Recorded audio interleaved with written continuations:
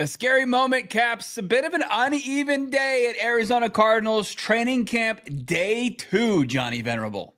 Why Will Johnson and Cody Simon appear ready to start sooner rather than later for the Arizona Cardinal defense. But how the offense look? PHNX Cardinals starts now.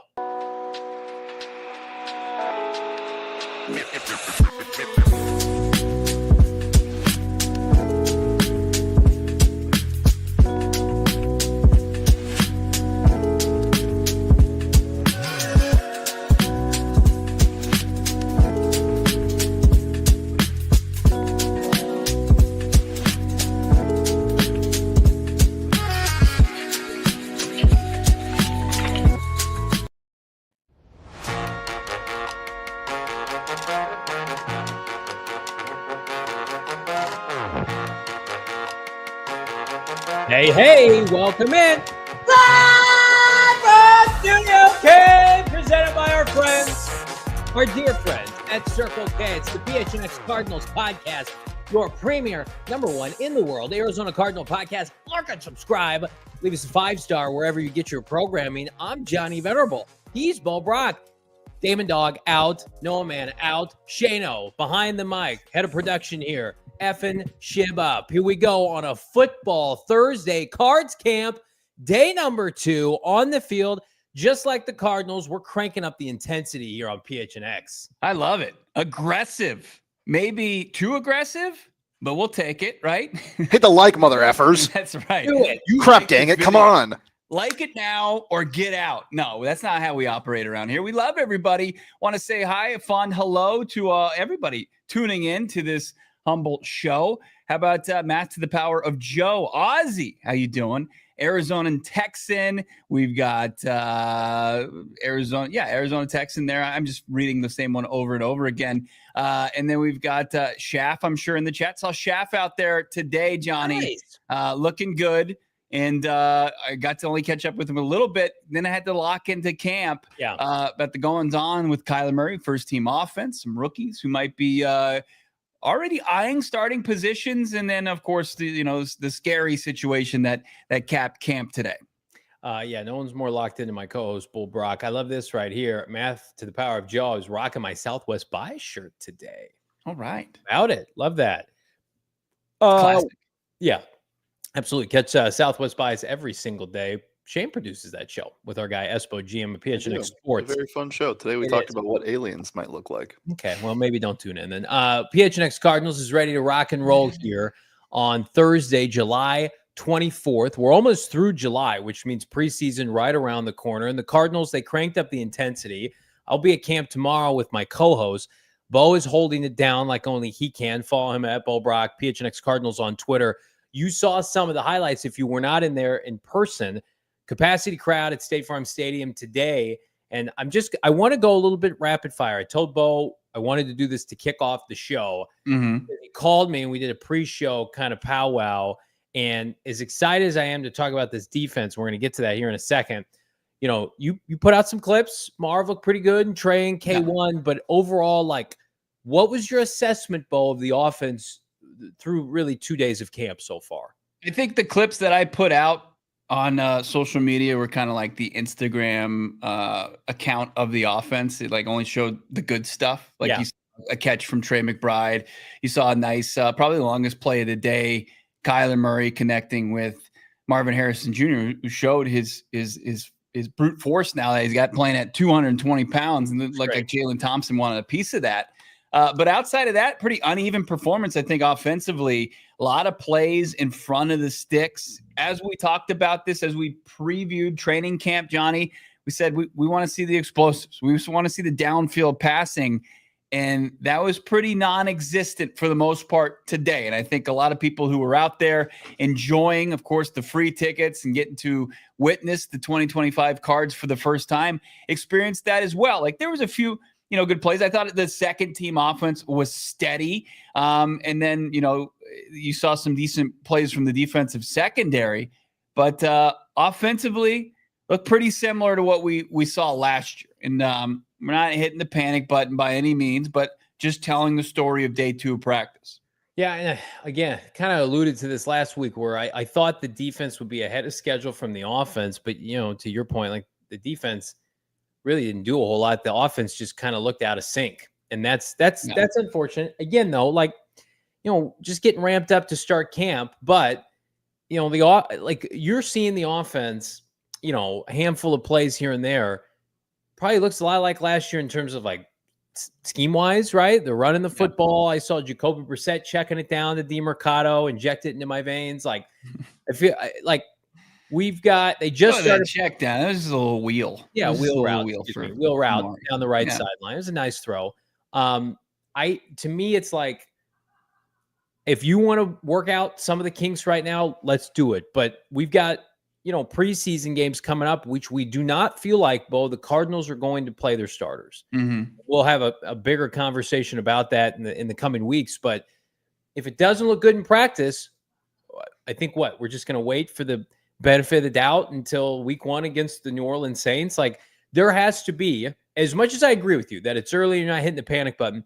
There's got to be some shows where we come on here. It's like Kyler Murray in this offense. He looked sharp today, but like he was really ramping it downfield. We're seeing big explosive passing plays. I'm going to tell you right now, people aren't going to like me saying this. Like I'm looking around the league, like Dak and CeeDee Lamb making big plays. George Pickens, explosive plays for the Cowboys. You're seeing it, Bo Nix looks good, throwing the ball downfield. Like where are those plays going to come from? And again, we just started camp, but like tomorrow when we're out there, let's see a deep shot to Michael Wilson or to Greg Dortch or to Trey McBride. I know they're capable. Yeah.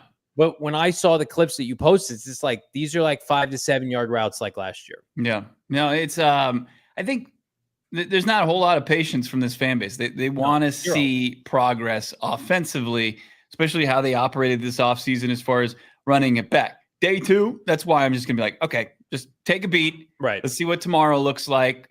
Let's see what Sunday looks like. Welcome back Sunday. And let's see really what things are going to look like come pads going on Monday, potentially. So but your first opportunity to see it yesterday was like closed. We only saw players basically warm up. So to see 7s and 11s and not much, our first glimpse of it, and having to wait again, it's like, well, I feel like I waited through the entirety of a season already. So show me something. And I think like if one play were to stand out, like the Marv catch is great. Just give me more of that. I want to see more of that. And I think it's going to.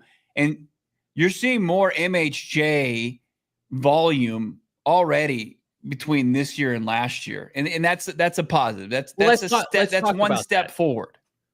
So there's a clip going around that you posted on Twitter of Marv beating.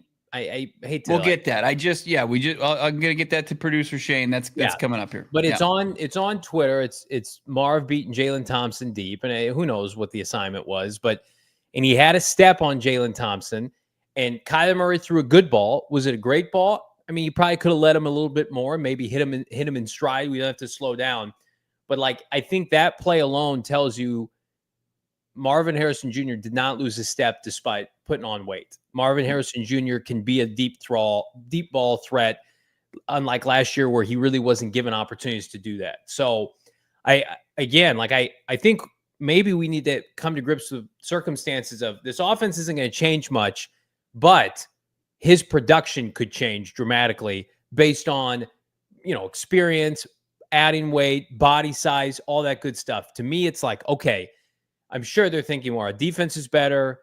We're just going to double down on maybe what we did last year that worked. And then this year, we're just going to smooth out some of those edges. Like you and I didn't think they were going to come into camp and gut this offense. But, Marvin Harrison Jr. making plays and him being a focal point of this offense where he feels like he's going to be targeted more than, 5 times a game. That's the biggest priority. So as much as I want instant kind of gratification on, hey, they're going to score 40 points per game and Kyler Murray's going to have 5 passing touchdowns. It's like, this is the first box that you have to check. And it looks like they're making a cognitive effort to do that.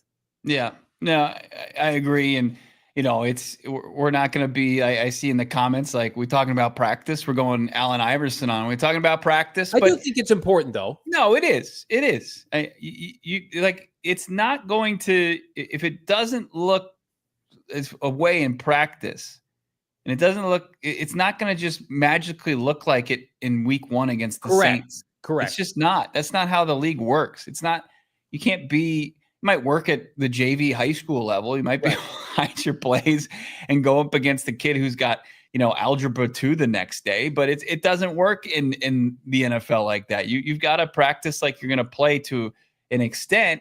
And like you're saying, you look around the league, you follow, different reporters that cover the Broncos or even the Colts with that atrocious quarterback battle. You're seeing Anthony Richardson at times, outside of the bad interceptions, just rip it.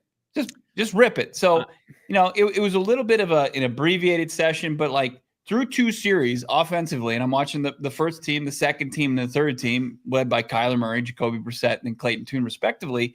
And I'm like, there just hasn't been any ball that's been driven downfield through 2 straight series. But, there was a good play, I think, to Trey McBride. And it's like, that. I think that about your offense. And then like the evolution and maturation of the tandem between Marvin Harrison Jr. and Kyler Murray. That remains the most important thing, as you said yesterday. And we continue to see that take strides. Yeah, absolutely. And again, like Marvin Harrison Jr. going from 900 yards to 1,200 yards, 300 yards per game over 17, game season. That's not that much more, honestly. It's probably like 2 or 3 targets more a game. And he has way more room to grow. And that's why we all think his numbers and his production is going to explode this year. But I do feel like I would almost feel better, Bo, if they were pushing the ball downfield. You got a couple deep shots where you're scoring. If Kyler Murray throws a couple interceptions, that doesn't bother me. It's are you seeing a conservative effort to at least try to push the ball downfield? Because that's more of a concern. If it's just like every 10 to 12 plays, they go beyond the sticks, but most everything is underneath, that's losing football for this fan base. Because again, the defense is better and the schedule's easier. But at the end of the year, you still got to be able to score points against that gauntlet schedule that you have in November and December. And I don't know. I just feel like this team, you're just putting so many limitations on an offense with what I think is going to be a premier outside receiver and maybe the best tight end in the NFL. What are you doing? Yeah. I mean, if this is just like day 1 baby steps, then that's fine. And I guess,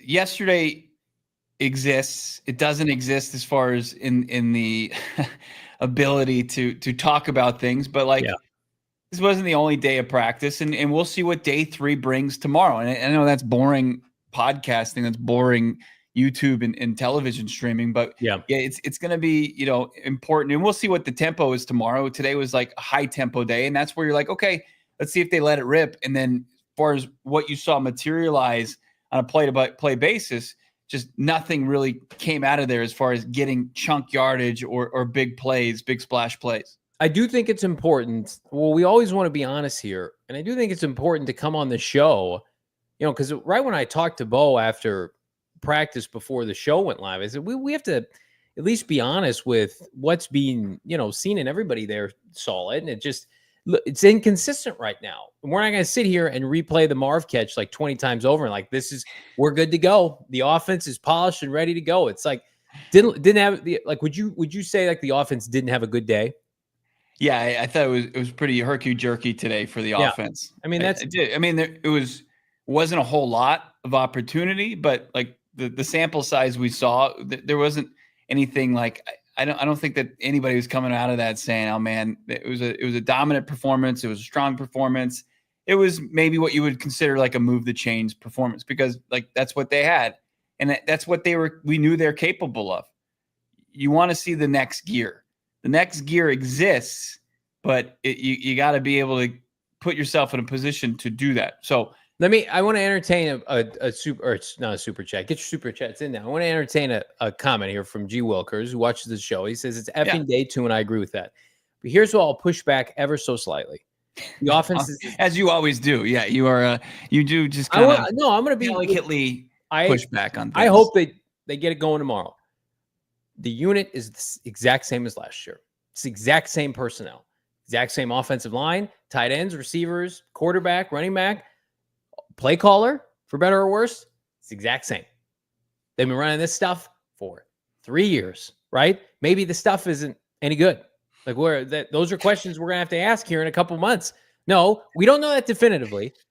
It has been can we just say this? It's been an underwhelming route tree for 2 years. Well, hold on. I'll go Brian Windhorst. As far as we saw some Marv motion today. Okay, hit us with that. We did see some Marv motion, like just pre-snap, and there was throughout the offseason as people were picking up the pieces for what is deemed underwhelming to the unbelievably high standards that were set in place for Marvin Harrison Jr. Like, was how they never really put him in pre-snap motion. We saw it. So it's just like taking baby steps, baby. Like that's the thing. And as we're gonna say it again, and G Wilkers, I'll put this too. I'll put the qualified as well. It is day 2. It absolutely is day 2. I feel like I've said that enough today, but I'm gonna say it one more time. It is day 2. We're not panicking, but we are speaking out loud here as far as what we're witnessing as far as Cardinals training camp goes. I want this unit to work. I'll be frank. I don't think anybody wants this unit to work more than me. Honestly, that's why I'm pushing my chips in the middle of the table here. Nobody wants it more than me, G Willikers. I would think that a unit that's been together this long. Can I ask you something? Yeah. We all want explosives, right? We all love, like, you're going to a Fantastic Four tonight. You want to see the fight scenes. Yeah. You want to see everything on full display on the silver screen. Yep. I want it all. You want it, like, people love Transformers. Skeptical. There's a reason. I want skeptical and awe. Yes. Yeah, there's some God forbid reason that Fast and the Furious have done 10 movies, right? People love to see action. I've never seen one of those, by the way. What if, good for you. I think that's a good thing. Yeah. What if this offense is successful, finds a way around being a big play offense, but still finds success? Will you ever be content with it? Like, if they're winning football games and they just become like this Kansas City Chiefs, second Super Bowl, like matriculate the ball down the field type offense. Are you okay with all the stretching you've got going on right now? You okay? No, I'm just curious. What would you say? Like, would you ever accept that? Yeah, but here's the problem. If they're 6-0, but they're pedestrian, like the numbers are very pedestrian, and you don't see big explosives. I think people would call it fool's gold. Then I think people would be like, "Your schedule's not any good." That's my answer. That's my answer right there. Because even though it would say, the record would say 6-0 success, and you're still. I would be happy. You'll never be non-skeptical unless this offense had big plays. That's what you're saying. That what they tried to do last year is not sustainable to win the NFC West. You want to dick around and go 9-8 and beat bad teams in the AFC and NFC South. That's awesome. Yeah. Right. I want more than that, and they want more than that. I feel like I'm being overly critical. But I like just to spell it out for everybody. Look at the teams that beat them last year. Washington pushed the ball downfield. The Packers, the Vikings, the Rams down the stretch. The Seahawks with Geno Smith. Geno Smith had 2 of his better games against the Cardinals. Look at their losses. Bryce Young pushed the ball downfield to Adam Thielen in that game, that horror show in Carolina last year. The teams that they lost to pushed the ball downfield. Amon-Ra St. Brown at State Farm Stadium last year. Big explosives, right? You cannot win nickel and like part of this though, Bo, and you have to admit this. We're going off here. First segment. I love it. Their quarterback and skill players are not Tyrod Taylor and me and you out there where you have to win a certain style of play. And I think that's where the frustration comes. They have Marvin Harrison Jr. and Trey McBride. And we're like, well, you better eat the slop, 5 to 7 yards per catch. Like, no, they have Kyler Murray. He's one of the best. Before his injury, this seems like forever ago, 2022, he was the best deep ball thrower in the NFL. And his arm looks great. Everybody tells me he was healthy last year.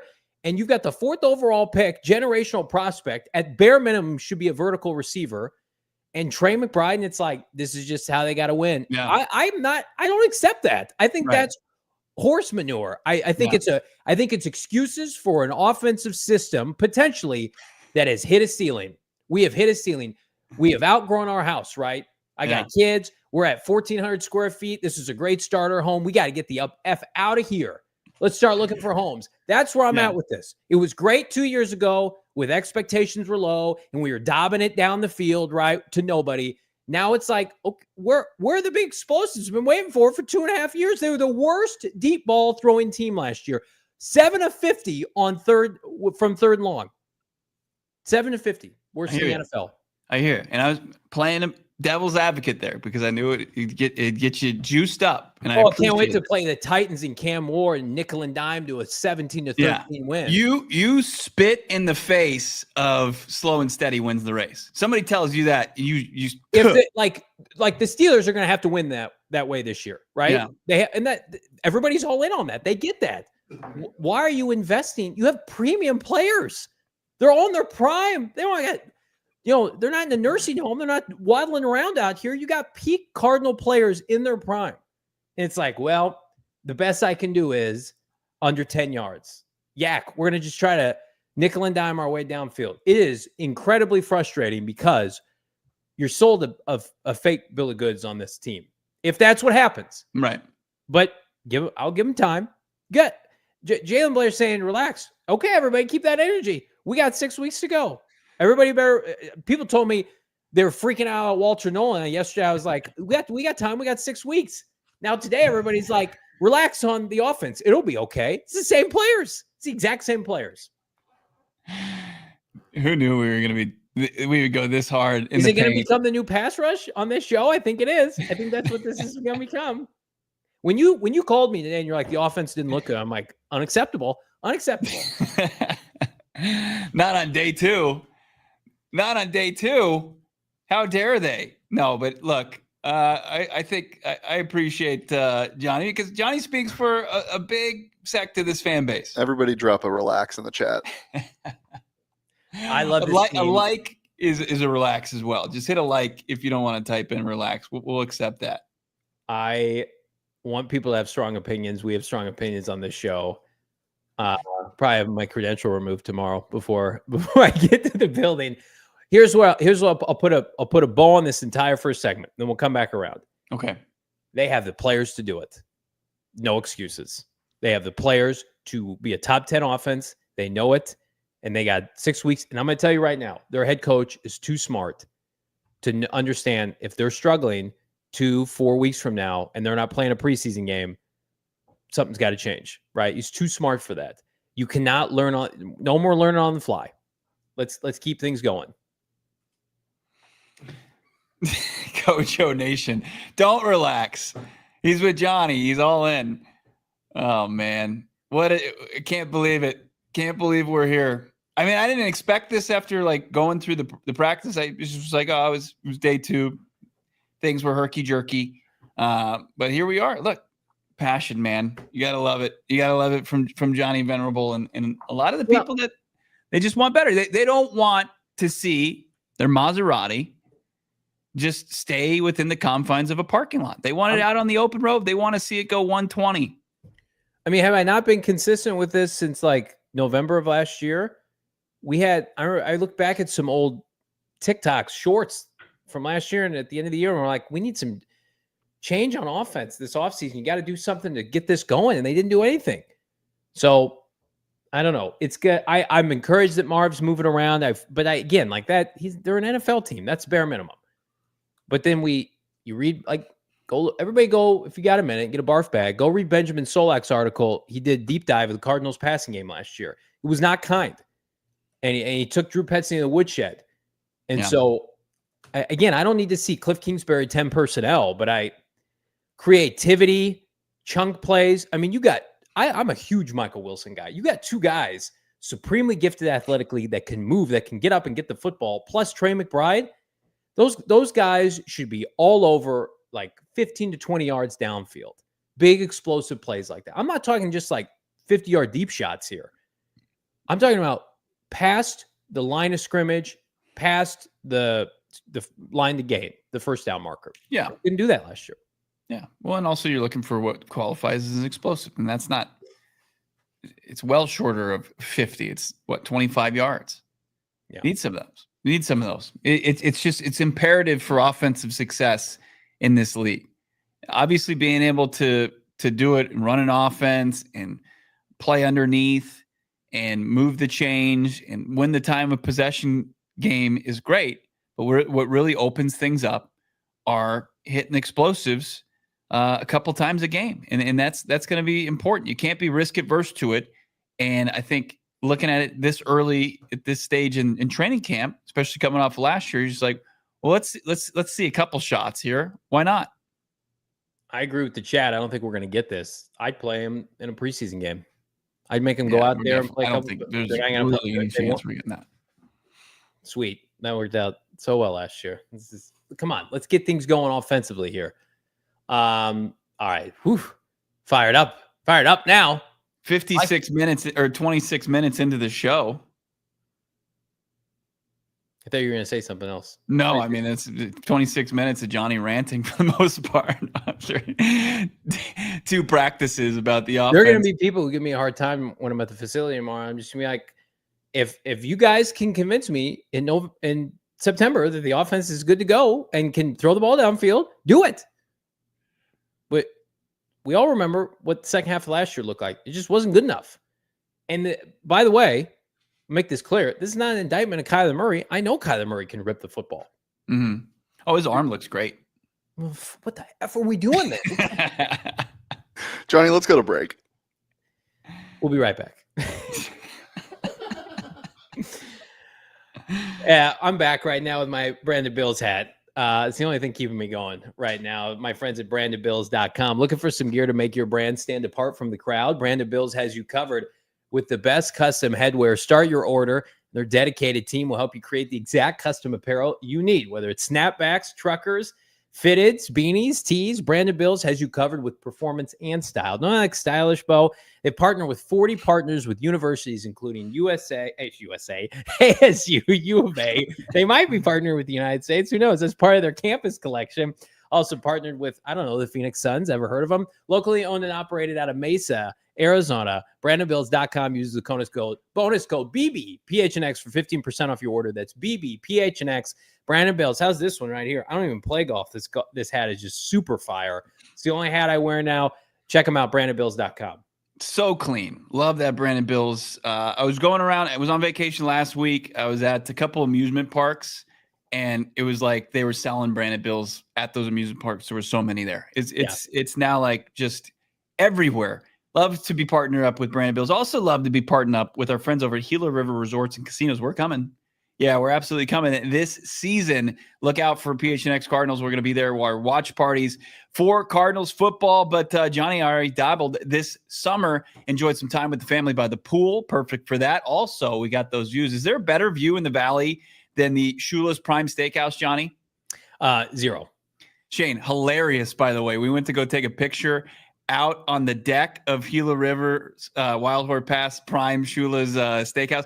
Johnny was terrified, like couldn't get close to the edge. Like we just needed to get a picture to get the Arizona landscape in the background. Terrified. You guys get a seafood tower? I wasn't terrified for me. Yes, heights bother me. I like roller coasters and stuff, but like we have like 4 kids up there.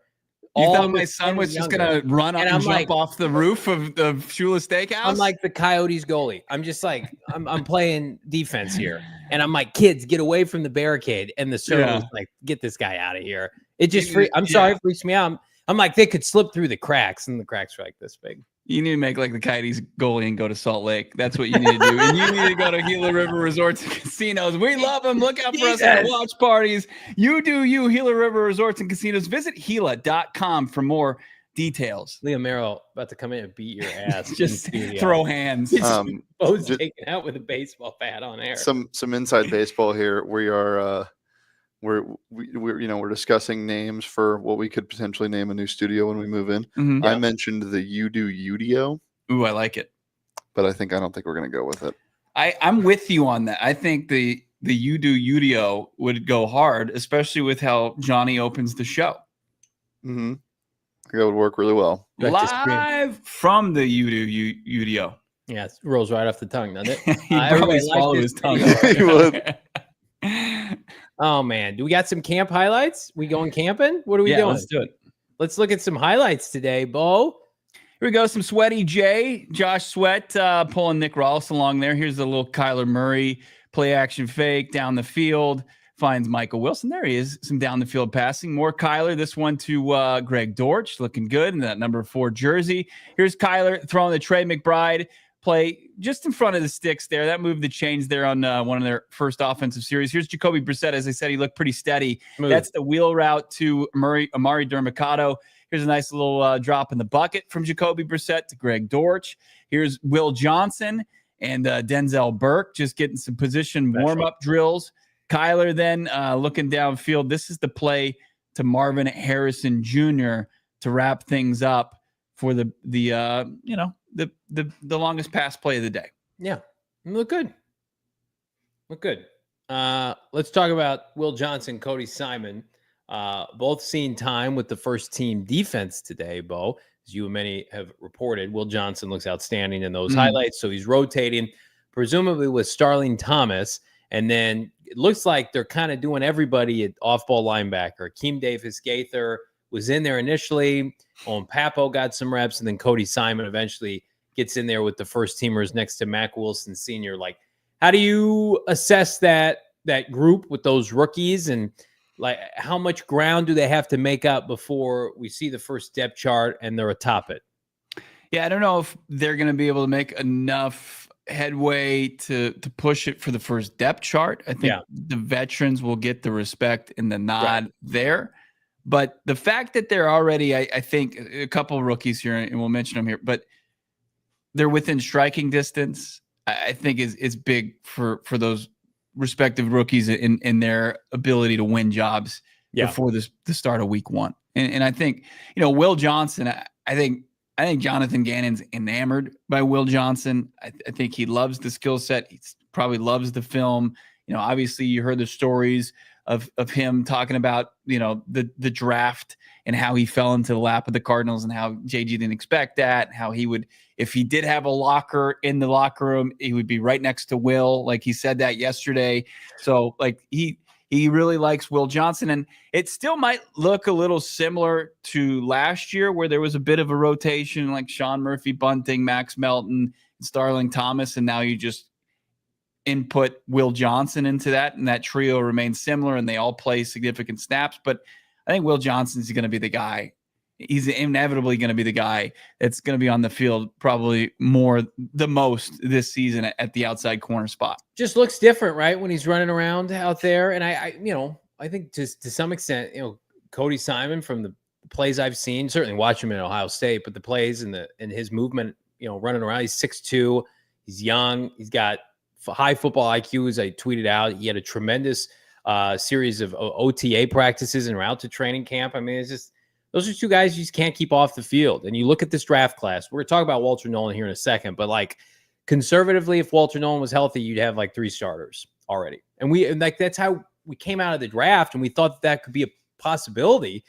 And that's why we're so bullish on this draft class. But it just makes you feel good in large part because you know how Will and Cody are going to be coached and handled by their head coach and their defensive coordinator. Mm-hmm. Like the Cardinals have developed under Nick Rawls a stud corner already in Garrett Williams. Mm-hmm. Just so happens to play underneath. Now they have the prototype for an outside corner. Does anybody think that's not going to work out, health permitting? And then we know their immense resume with off-ball linebackers. I mean, Kazir White took a visit with Detroit recently or somebody in the Midwest. So they've made so many off-ball linebackers. Like those were 2 of the easiest. Like, yeah, that'll work out. Like the floor for those guys is consistent starter, and the ceiling, I think, especially for Will, is somebody who's going to be making Pro Bowls. So that's exciting to hear, and hopefully their exposure continues. Now you tweeted out a clip. Go ahead. Yeah, I mean, I think when it comes to Simon, he's a guy that projects to play fast. I think he was able to process and play at a good speed throughout OTAs and will continue to do that in training camp. Like, is he going to be able to get up to speed quick enough to play fast day one? And if not, that might be the only thing that stands in his way. But he does have the ability to do he did it at Ohio State. The athleticism there, the smarts, it's all there. It's like, does he have the ability to get to where he needs, where he can process enough to be the off-ball linebacker opposite Mack Wilson? That's the only question. I think so. And I think even if he makes mistakes, you got to roll with it, because the defense for the most part is littered now with quality vets, and you just have to eat it if he makes a mistake. It's as simple as that. Why would I want a lesser athlete out there with a lower ceiling, respectfully to Akeem Davis-Gaither, when I can have Cody Simon with a much higher floor and ceiling? I just position, and I don't want to diminish off-ball linebacker, but what do people say about it? It's one of the easiest positions to translate to the NFL. That and running back, right? Those guys play early and often. Stick them out there. Like, you put him out there in week 1 against New Orleans, he'll have some plays where he seems out of focus and probably wants a couple plays back. Guess what? When this team needs a stud at the end of the year, he should be ready to go. I don't think that position in particular, I'm not sure you're getting better by watching on the bench. I think, I think Cody Simon's, and I said striking distance, I'm going to use it again. I think he's in closer striking distance than I anticipated at this stage, which bodes well for him potentially winning a job. Like, you're not getting first team reps. Can ADG hold him off? That's going to be big. No, 0 chance. You're not getting first team reps. You're not splitting first team reps with a 4th rounder, right away if that person's not going to take the job. Right. It would make more sense for ADG to be Chris Barnes of the defense than Cody Simon. He got his 2-year contract. He's going to play special teams. If Kazir White was still on the team, it's a different conversation, right? And they drafted Cody Simon. Let's say Kazir White-Bo had 1 year left on his deal, and he was in this camp. We wouldn't even this wouldn't even be a conversation, right? Established, flipping Riles' guy, named his kid after him. Like, you know what you're getting. Now, would Simon eventually maybe playing some packages at the end of the year? We're going to talk about Rabbit Taylor Demerson and Jalen Thompson doing a little rotating. That could happen at the end of the year. Cody Simon's coming for this starting job, right? Yeah. And it's sooner rather than later. So rip the Band-Aid off, because you're telling me we're going to nickel and dime on offense. We better have the best flipping athletes on the field defensively. If that's the case, you're going to be losing games if you're playing street free agents that are 27 years old part-timers that were special teamers, and we're going to nickel and dime. These are guys that they trust, and they've shown the ability to mold, develop, unlock guys. Like what you said there before you went on a tirade, just trying to bury poor Gaither. No, is the ability to be multiple on defense. Yeah, and you're going to see. We used to see where they had to be creative up front just to, I think, to compensate the lack of talent that they had, which they won't have. But you add guys like Jordan Birch.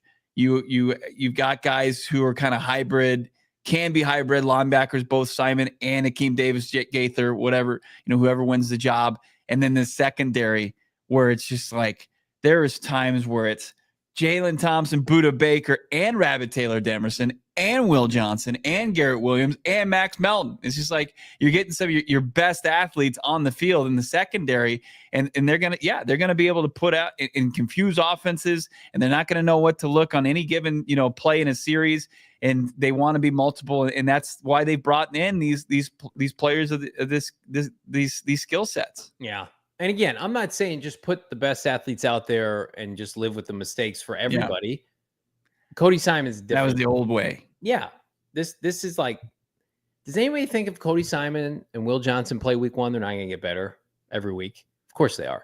And you're going to have, like, the Cardinals offensively have players we feel like, despite the inconsistencies, are trending up, right? Paris and Marv, Trey McBride, Michael Wilson. There's a lot of guys trending up because they've played a lot of football. The defense, what was the biggest issue with the defense coming in this offseason? We liked some players, but it was missing high-end talent. They had to get an off-ball linebacker developed in the draft. They've done that. They had to get multiple defensive linemen. They've done that. They had to get a number 1 corner on the outside. They've done that. They've got Rabbit Taylor Demerson, who sat next year. He's about to play this year. We want to go into 2026 with about 5 to 7 guys on defense that get a ton of playing time this year on hopefully a playoff team They're just like, those guys are only going to get better. Those are guys that are going to be earning second contracts eventually. We don't want to do this thing where we're handing a baton, Steve Keim style, this 31-year-old to this 29-year-old to this street free agent. We're making trades for 7th-round picks, in August and September. You want this unit to grow together. And if it means that they miss a couple of assignments against the Dogwater NFC South to begin the year, then so be it. We'll live with it. And you know what? Like we talked about yesterday, this offense needs to be prepared to carry the workload. We're going to talk about that and more. Walter Nolen coming up. It's PHNX Cardinals. If you're not ready to go, if you're not ready to rip some takes here, I mean, this is just what we do. We're fired up, man. Team's fired up. We're fired up. I'm fired up to tell you about our friends at Game Time right now. Again, I was looking at tickets. We got SmackDown coming in October to Mullet. Those tickets are outrageous everywhere else. Game Time, they'll get you hooked up, right? What are you trying to find on Game Time these days, Shano? Well, I'm heading to Toronto and next week, and so we're trying to go to a Blue Jays game on Friday. Nice. So, yeah, Game Time, looking baby. at those tickets. Yeah, waiting until we're in the homeland of Leah until we buy them, though, because it gets better when the day gets closer. I'm telling you right now, I got my eye on a certain concert in November, a little Billie Eilish. Isn't that nice? I thought you were going to say Tate McRae. It's not much different. Pop star. Come on. What? My wife's a big Billie Eilish fan. The tickets are a little pricey, and Game Time's going to juice me up because they got the best prices, lowest prices guaranteed. And I know those prices are only going to go one way, down. Take the guesswork out of buying tickets with Game Time right now. Download the Game Time app today. Use the bonus code PHNX for $20 off your first purchase. Again, create an account online, PHNX for $20 off. Download the Game Time app today. Last minute ticket, lowest price guaranteed. And no, Tate McRae, she's got some bangers, right? Is not that Billie Eilish is, I think, like won some Grammys and stuff.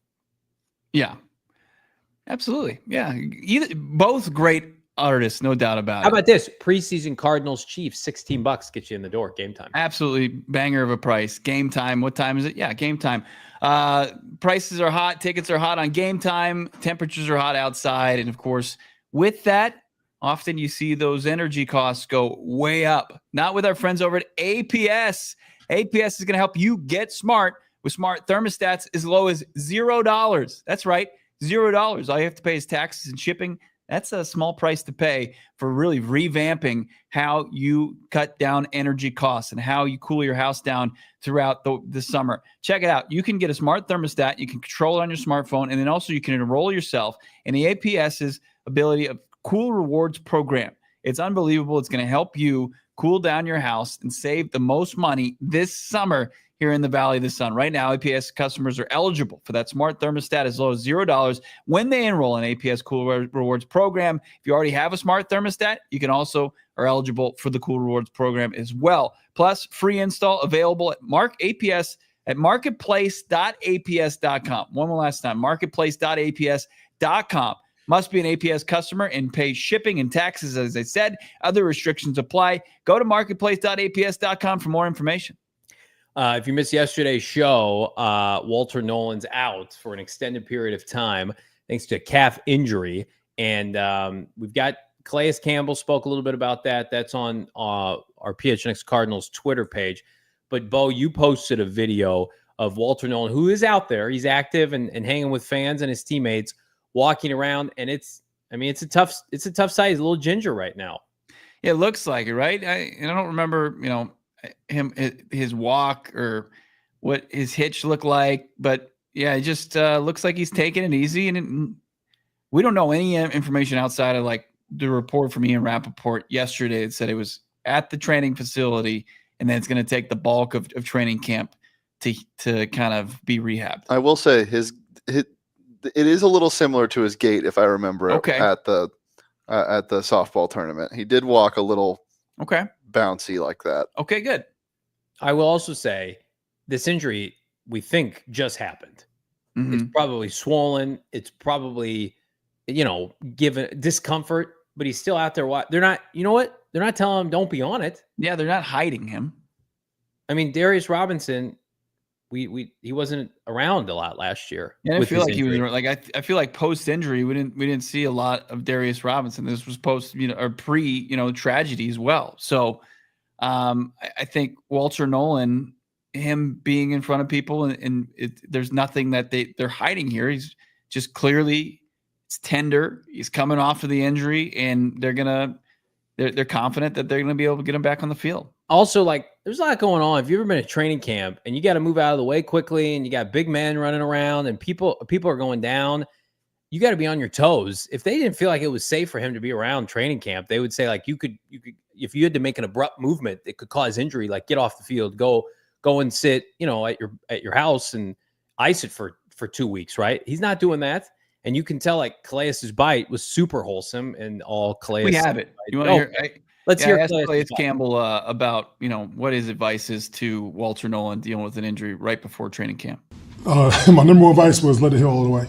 Calves have a big re-injury rate when you try to rush back, and he's very excited, as any rookie would be, to get back on the field. And it's like, you're gonna be fine. I know you want to get in training camp and be around the guys and compete and show what you can do, but let it heal all the way, so don't bother you the rest of the season. And we know what you can do. We'll get you healthy, we'll get you ready to go when the time comes. Yeah, I mean, it's impossible to put a timeline on it, so I will go with what Rap Sheet said. But today is July 24th. In a month from now, the season will not have started, which stinks. I wish the season was tomorrow. You tell me 30 days from now he's not going to look significantly better than what he looked like today? Yeah. I think the biggest thing is, and you outlined it very well yesterday, just like, okay, he's going to start practicing. That doesn't mean that they're going to play him right away.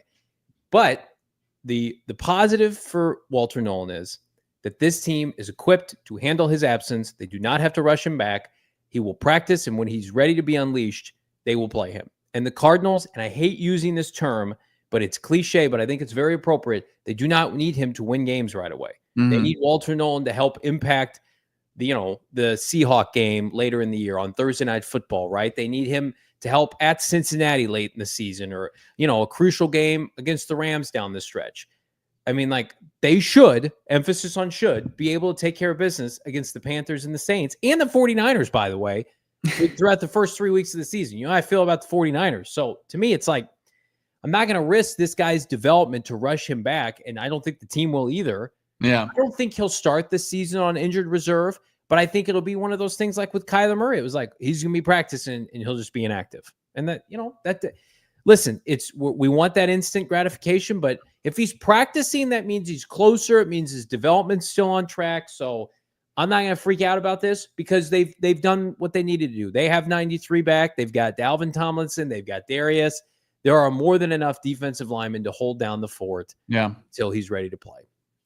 We'll hear from Gannon here shortly. We have clips from the head coach's press conference, but I think one of the ones we don't have is he talked about Justin Jones, and it was very complimentary of Justin Jones.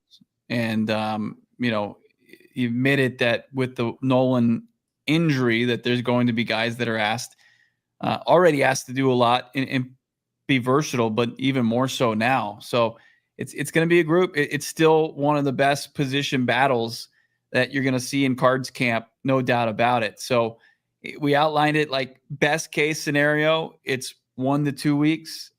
I'm going to look at that and say it's probably not that. And then you've got 2 to 4 weeks. And then, from anywhere from 4 to 6 weeks on that as far as recovery. I'd be surprised if he wasn't practicing in a month. And then if he needs 2 weeks, 3 weeks of practice. Yeah. And what you tweeted out a stat yesterday about, how, durable he was at the college. He missed 1 game in 2 years. And people are like, that doesn't mean anything. Cardinals are cursed. It's like, it does mean something. Hurt in college, you usually hurt people in the pros, right? Subconscious. That means nothing. People were trying to be uber negative yesterday. I just was not having it. It was a horse show in my replies. God forbid I bury a kid that was a stud in college that has to miss some camp, but I can't go in on an offense that hasn't had, a lengthy passing game in 2+ seasons. I'm just, give me the evidence, present it to me, and I'll assess it. What I'm going to assess right now. Here's the most logical reason. The Cardinals now have back-to-back first-round defensive linemen with calf injuries. It is a curse. That's the most logic. Tinfoil hat on. Yeah. I mean, just Darius Robinson. People are just out on Darius. That's a take that's going to smell like rotten eggs at the end of the year. You better be ready to scrub your Twitter. You better be ready to delete those tweets, friends. You think Darius Robinson can't play? Like, it's one thing. Like, we saw Kim Dichie in camp, who looked like a bum. It's like, oh no, this ain't gonna work. Darius was awesome last year, and then he had a calf injury and his mom died. Can we have a little sympathy here, please? Good Lord. I know that how that was reported locally was a disaster and it was unprofessional how that was done. But like, can we come back around right now and say like, hey, this kid is super high level. He's got a really high floor. He's going to be just fine. To me, this whole thing, I think, honestly, I'm going to chalk it up as not a big deal. I just don't think it's going to be a big deal. And if he misses a couple games, it's not a big deal. It's a long ass season. Yeah, be as patient as Calais Campbell is basically preaching there. It's like, let it heal completely, get back in. Because we saw what, trying to expedite it looks like. And it looks like kind of a rookie season marred by injury. Yeah. They are equipped to handle this, and they will handle it. And my guess is he probably misses a game or two, and then guess what? And hopefully he plays for the Cardinals for another 10 years. We're gonna get to Gannon clips, his bites, and more. That's PHNX Cardinals right around the corner. Everybody, drop a like again. The goal every day on a football Thursday is to get us to 500 likes. Can you get 500 likes? Do you have your Die Hard membership yet? We slashed them in half right now. Become a Die Hard for just $36 for the entire year. A lot of people are like, $36 a month? No, it's $36 for the entire year. That equates to just $3 a month. You can pick up any t-shirt that you want from the merchandise locker, including the restocked MHJ and the celebratory K1 t-shirt right now. $36, the training camp special. Do us a favor. Get your membership, get your Die Hard membership, tag us on Twitter, immediate retweet, immediate follow from the Beat account. Our Discord is locked and loaded for this year. It's the best place besides our show to talk ball. We're going to be doing a ton of Die Hard content. Bo and I are going to be doing live streams, Q&As, exclusive video on demand content, only for our diehards, especially once the season gets started. And then, of course, producer Shane knows this. Anytime we go on the road, Combine, Super Bowl, regular season, postseason, hopefully, where you're getting behind the scenes exclusive content via the Die Hard. You can't get anywhere else with our Discord. Sign up right now. I promise you. Everybody can attest to this. It's a Die Hard. I would hope in the chat. It is the best $36 you're going to spend this year. I echo that. We had my camp notes up there from last night. You can find those. You get full access to that. Gerald Bourget, he's cranking out Suns content on a daily basis, multiple pieces of content regarding that team, as it seems like there's news breaking every day about the Suns. Get full access to gophnx.com. And of course, unlock the exclusive member Discord, get into the chat, communities, supporting, talking about these teams all around the Valley. You're missing out if you're not taking advantage of $36 for the full year. As we've pointed out, takes you all the way through our draft coverage next year. It means you get all the insight from Fran Duffy, all the behind the scenes as far as a run to probably Mobile, of course, Indianapolis at the Combine and more. Bowl. Yeah. When the Cardinals are in the Super Bowl. A steak. Arizona Texan, 10 out of 10 would Die Hard again. Appreciate you, Arizona Texan. That is phenomenal. Phenomenal words from Arizona Texan. Phenomenal words from one Jonathan Gannon, who met with Bo and the rest of the Phoenix media bright and early this morning. Bo, what did the head coach have to say? Yeah, there was kicked things off by fielding questions about his franchise quarterback Kyler Murray. It was a bit of a theme at the end of practice or post practice yesterday with Trey McBride and Marvin Harrison Jr., of course, his top targets. Jonathan Gannon was asked about Kyler Murray's just kind of his leadership. He runs the show. So we go as he goes, you know what I mean? It's the ultimate team game. I'm not saying that, but guys look to him. They do. Is that something you ran the show and then got more into, his personality and how it is just kind of defined by his leadership?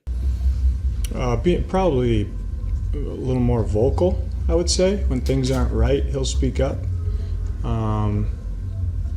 So the dominant trait in his personality, he has it, and it showed up more to me in the last couple of years, last year or so. He leads by example. He does everything right, and I would say I've seen him take a step with not just being connected with the offense, but with the entire team, which is cool. I'm a fanboy here real quick. By the way, Tao in the chat, Tay in the chat, about to sign up to become a diehard right now. Long time coming. Let's go. Let's go. Become a diehard right now. I'm a fanboy here real quick. Here comes by the way, is it Ta31? If you follow the beat account, follow right back. Let's go. Pick out that t-shirt. I'm guessing the MHJ one, but I don't want to restocked. Yeah, restocked, ready to go. I want success for this head coach and this quarterback so badly because of what has been said about the quarterback, how much the players are bought into not only quarterback, but this head coach. And you hear him talk about Kyler Murray and how authentic it is. Like, this is the year where that needs to come to fruition, because as much as people are skeptical nationally of Kyler Murray, ranking him like the 17th best quarterback, and, Cardinals fell down the stretch last year, didn't have enough muster to get over the hump. Like, there is immense amount of belief. Jonathan Gannon's belief, and Gannon didn't tell us this, but we talked to people, his belief in Kyler Murray has never wavered. Like, you see other coaches pound the table for, get me a different quarterback. Pete Carroll's like, get Russell Wilson out of here. I want Geno Smith, right? Like, that stuff happens all the time. And it's like, Jonathan Gannon could have gone any different direction. He could have gone to Monty Ossenford or Michael Bidwell. It's like, let's bring in some veteran competition. Let's get a draft. He never said that. He is 100% in lockstep with his quarterback. So, I get animated in the first segment about this offense because I really genuinely believe that, what we saw last year, and I'm, open to interpretation this year, is that this offense it's poised to go to the next level. And nobody wants that more than his head coach.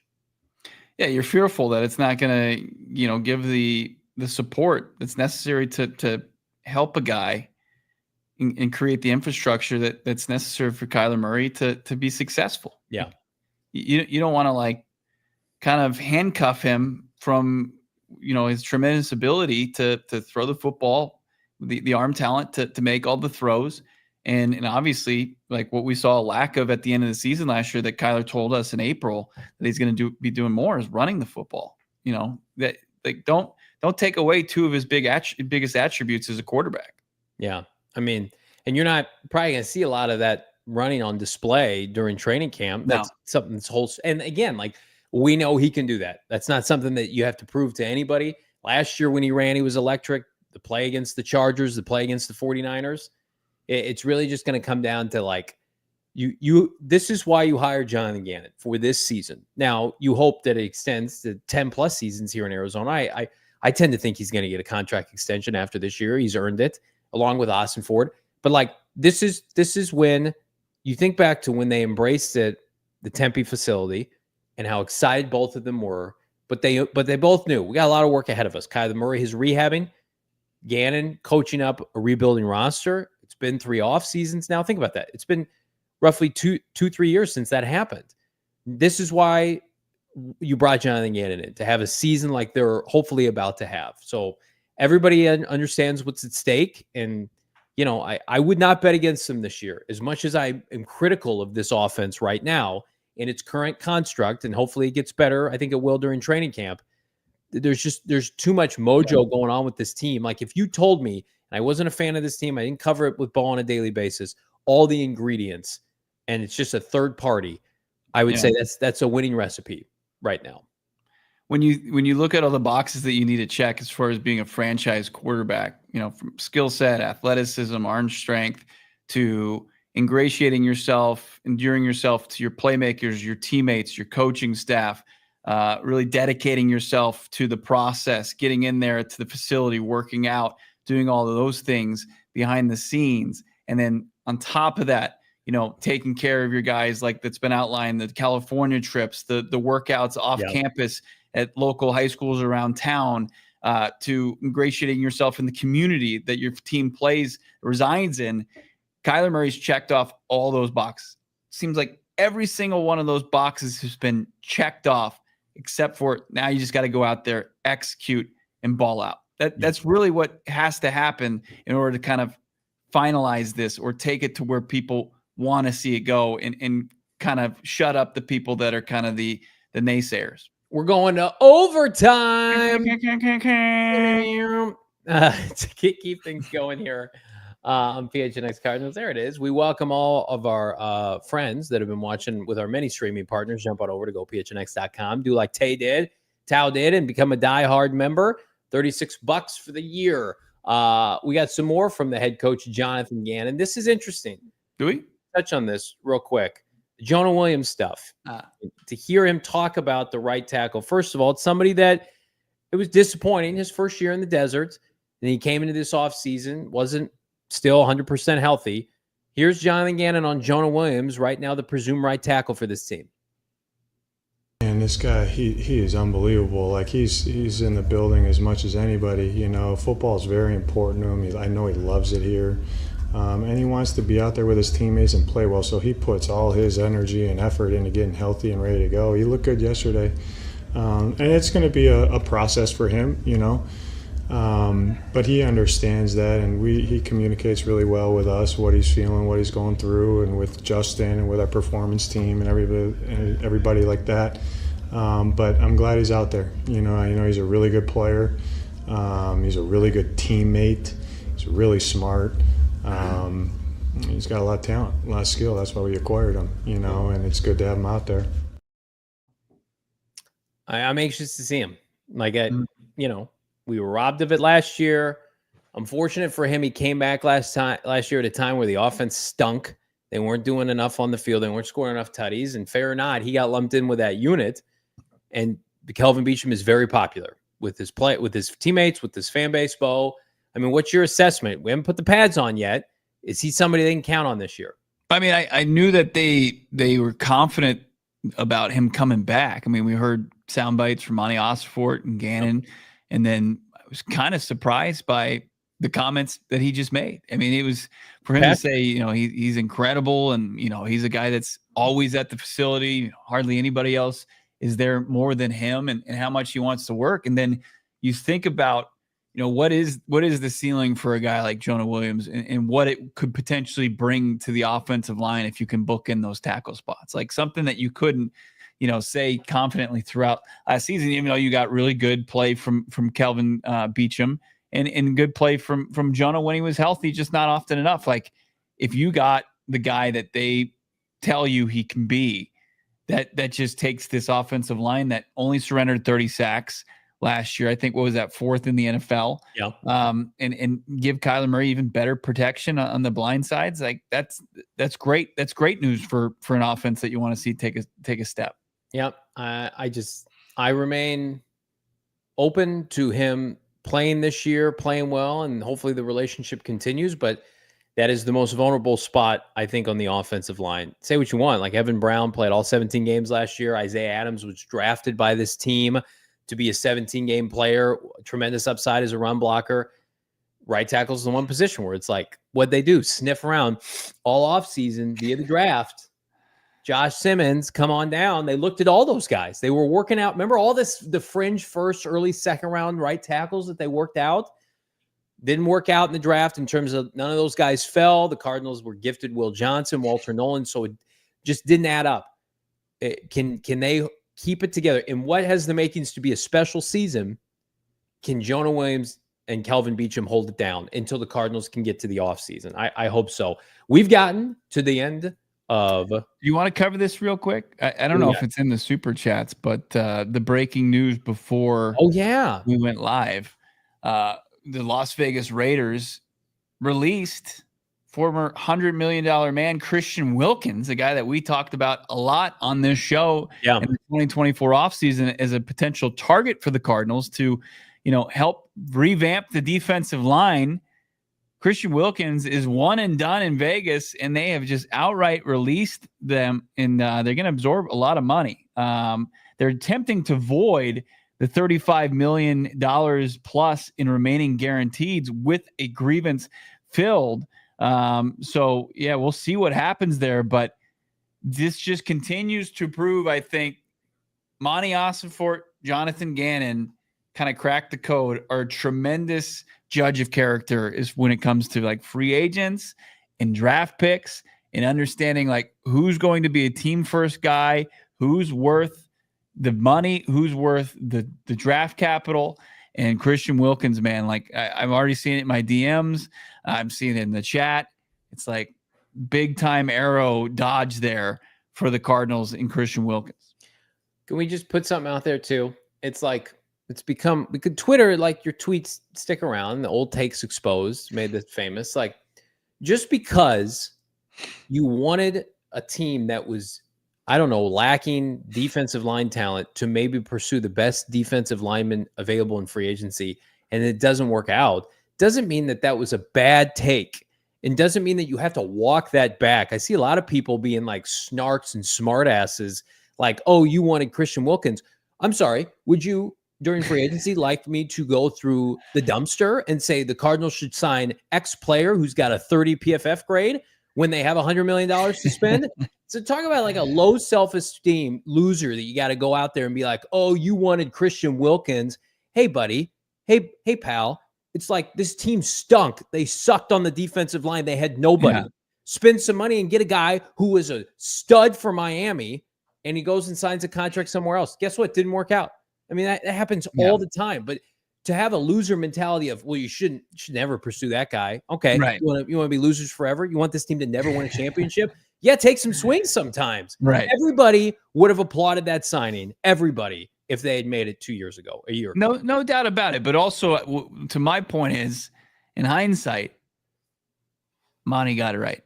He got, yeah, for sure. Monty got it right. It doesn't make us wrong. We're not the ones that are really doing the deep dive on the character. Did he get it right the though? The important thing is, Monty got it right, and that's fine. Did he though? I think the two guys he signed busted. I don't know. I think it was, but the lesser of two evils for sure. I'll give you that. Don't you think? I don't think, because I'm with you. I'm guilty that I wanted Christian Wilkins in the 2024 free agency. But at the same time, I'm not the one that's sitting there doing the interviews, talking to the agencies, doing the, looking into the background of the player. But I think that Gannon and Ossenfort have shown a tremendous ability to really kind of judge characters and have found guys. I mean, what's going on here is there was an issue between Wilkins and the organization as far as how he rehabbed his injury. Well, I mean, they have a new GM and they have a new head coach. So they can do this. They can do whatever they want. Pete Carroll made this decision. He can do whatever he wants. So like, do I think like he'll never play football again? I think he'll probably go to some team this year and contribute, be good. I mean, he had most players that go to the Raiders kind of underperform as free agents. I mean, I think that's not a crazy take. Like the Raiders usually typically pay guys and they just kind of spurt off into the ether. And like they have a really nice stadium and they got some juju, they got some mojo going, but like, I don't know. I'm not willing to give Ossenfort a complete pass because the defensive lineman he signed did not work out. Have not worked out up until this point. Maybe Justin Jones plays well this year. But yeah, like, I don't even know. We never even got it confirmed or not if the Cardinals like were in on Christian Wilkins. Yeah, but look, Justin Jones and Bilal Nichols also suffered injuries just like Christian Wilkins, and they're not being jettisoned from the organization just a year later. Like, I mean, we think Bilal Nichols is probably going to be cut. I mean, you said that yesterday. They're cutting one of them. Look, they had an influx as far as defensive linemen. I don't know. Look, Diana Rossini saying the situation with Wilkins in Vegas has been simmering for months as both sides had disagreed on his foot injury and the recovery, how it should be handled. I don't think they wanted to set a precedent last offseason of giving one player $100 million on a team that needed talent. We know that. Whereas this offseason, that you can give Josh Sweat $60 million or whatever they gave him because they have a relationship with him. Yeah. So it's like, listen, my point was more so like, don't be big time loser on Twitter. That's like, see, you wanted this great player who got paid that didn't work out. It's like, okay, sorry. Yeah. Sorry. You want me to apologize? What did you want, sir? You want some slop, some undrafted free agent slop. It's like the people that are going to be critical, like Walter Nolen. You wanted Walter Nolen. Hell yeah, I would do it 20 times over. It's like, come on now. Like, to just sometimes, and I love social media. I love Twitter. I will never log off. Sometimes you're just like, these people, you just can't reason with them. You can't have a conversation with them. Christian Wilkins is a good football player. Walter Nolen's going to be a good football player. Marv's going to be great. It's just like, come on, let's take a second here. Completely unrelated to the Cardinals. The D-backs are selling. They just traded Josh Naylor. Oh, okay. Into a division rival? To Seattle Mariners. To your Mariners. Oh, wow. Congrats. These teams, those two teams love trading with each other, man. It's crazy. Should have known. It's just we've got your pre-booked flight to Seattle here now that you're wearing a Diamondbacks uniform. Ah, man, that's sad news for the Snakes and their fans. Cardinals. But, Johnny, I'm sorry they're giving you guff on Twitter. No, I love it. I'm ready to go to war. Yeah, I'm sorry, John. John, next time you're in studio, who is it? I'll give you a nice pack. No, I'm saying, like, I've seen that take, not directed at me specifically, although there were people that did that. I've seen that take, just people putting it out there. I can't believe people wanted Christian Wilkins. You can't?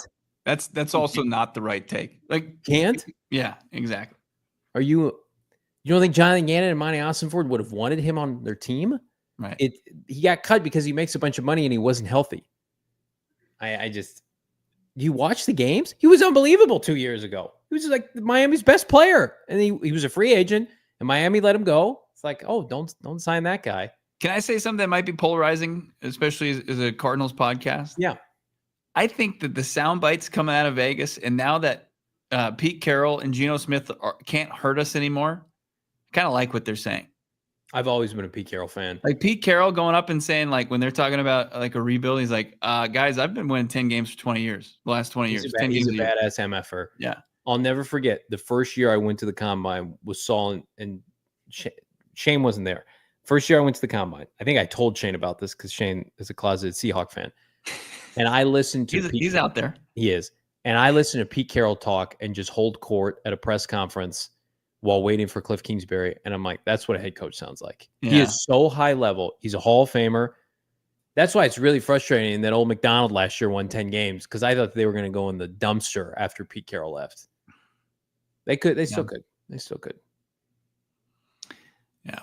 Let's get to the super chats. Let's do it. What a show. We're just buckle up. This is how shows are going to go for the next 6 months. Get ready. Schaff, and he's talking about something we haven't brought up. It was a scary moment that ended practice, but it was $10. Thank you for the generous super chat, Schaff. Great to see you there. Nice to see the guys actually practicing. Everyone looked ready to go to war. Unfortunately, on the last play of practice, two defenders collided. One didn't get up. Looked like number 5, but it wasn't. It was number 51, Schaff. It was J.J. Russell, the linebacker for the Cardinals. He collided with 7th-round pick Keaton Crawford, and Russell was down on the turf, needed help getting onto a cart from trainers. Calais confirmed he was moving his arms, legs around. The team later confirmed that he's being evaluated for head and neck injuries at a local hospital. So hopefully more good news regarding J.J. Russell. We're wishing him the best. Scary moment. Never good to see. And it was approaching the end of practice anyway, but probably the right move to just shut it down at that point. Keaton Crawford's a big guy too. We interviewed him in the studio. That has to be scary. So prayers up to him. And it sounds like everything's on the upswing. And again, we talk about these players and we're critical from a football standpoint with certain guys. It never supersedes their health, safety, and well-being. So thank you for that, Shaft. Great to hear from you. Hope to see you at practice, my guy. 199 Joey. Standouts today. Michael Carter and the tight ends and the defensive backs looks good. Yeah. Looks good. Michael Carter always looks good, doesn't he? Yes, he does. Michael Carter is a fan favorite of this show. Right? We've been pounding the table for Michael Carter in a similar spot. I think his place remains status quo. Yeah. Tight ends, agree. Trey McBride was really the only guy really going on early. Saw some Higgy Bear as well. But yeah, there was a lot of action for the tight ends to go along with that. So you're telling me that this team has good running backs and tight ends? Is that what you're telling me? Well, in DBs too. I saw Max Melton have a pass breakup. We saw Starling Thomas have a good pass breakup. So good stuff from the Cardinals DBs as well.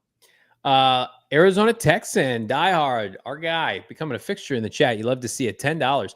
All the other teams' examples about explosive plays are not against their own team. When our offense is going up against our defense, I don't want explosive plays, exposing holes. I'll give you that. Whereas I think the defense is much more equipped now to give the Cardinals some problems in practice, but it just hasn't been prevalent even for 2 years during training camp.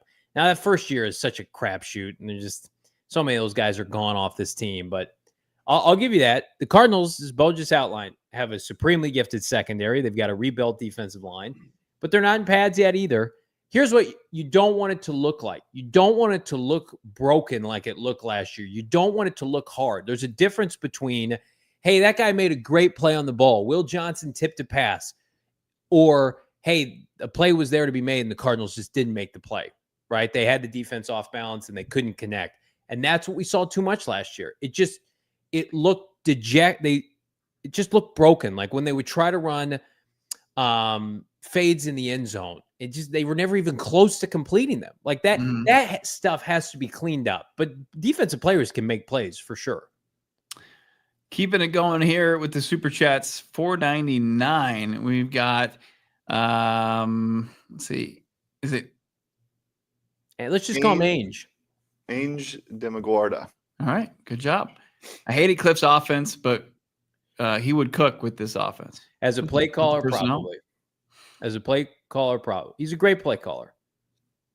And he called some great plays while he was here. Cliff's issue was over a 17-game season, 16-game season, commanding a 53-man roster. And that'll be the biggest question if and when he takes another head coaching job. But like we saw last year, I thought those skill players in Washington sucked. I thought they weren't going to be any good. Old Austin Eckler and our guy Zach Ertz and Terry, Scary Terry's almost 30 years old. Cliff was unbelievable. He's a brilliant play caller when he just can focus on that. Last one from Bees, $2. When will the Cards go full pads? Monday or Tuesday? I believe it is Monday. Who's the Cardinals in full pads? Yeah, and again, I think this defensive line is going to give the offensive line some problems. I think the Cardinals, Josh Sweat looks good. Looks like he's moving really well. And I think you saw Calais Campbell. I mean, I'm excited to watch this defensive line. And again, even without Walter Nolen, they still have so many new bodies that they brought in. We haven't talked about like a guy like Jordan Birch. What can he do? Baron Browning, what can he do in a first full camp with the Cardinals? So Darius Robinson, that's where those guys are really just going to. I mean, I saw the second team offensive line listed out, and you can speak to this because you were there. That unit's going to have a hard time with some of the Cardinals' backup defensive linemen. It's a fair point. Yeah. I mean, it's not a lot of guys with experience on their belt. I mean, there's guys that had been in the league, but yeah, they're going to be guys that are going to have to outplay maybe their reputation against some there's on every level of the defense. I'm talking like first string, second string, even in the third string, there's talent. And there's really nowhere to run. Like I think the first two waves, like between the first team and second team for the Arizona Cardinals on defense, like you're going to be going up against guys that are going to be playing like starter snaps, and especially on the defensive line, defensive front seven, I should say.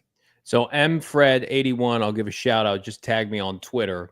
Not Cardinals specifics. Must be watching the show.